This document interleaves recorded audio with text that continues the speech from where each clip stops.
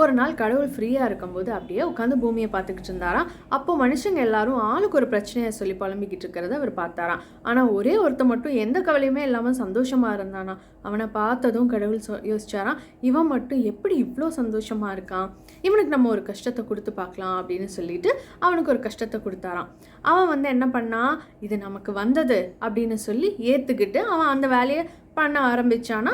அது அப்படியே அவனுக்கு சந்தோஷமாக மாறிடுச்சான். கடவுள் பார்த்தான், எப்படிடா மறுபடியும் அவன் சந்தோஷமாக இருக்கான் அப்படின்னு சொல்லிட்டு அதை விட இன்னும் கொஞ்சம் பெரிய கஷ்டமாக கொடுக்கலாம் அப்படின்னு சொல்லிட்டு கொடுத்தாரான்.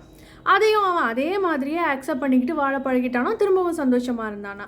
அப்போ கடவுள் திரும்பவும் இவன் சமாளிக்கவே முடியாத அளவுக்கு நம்ம ஒரு கஷ்டத்தை கொடுக்கலாம் அப்படின்னு சொல்லிட்டு ரொம்ப பெரிய கஷ்டமாக கொடுத்தாரான்.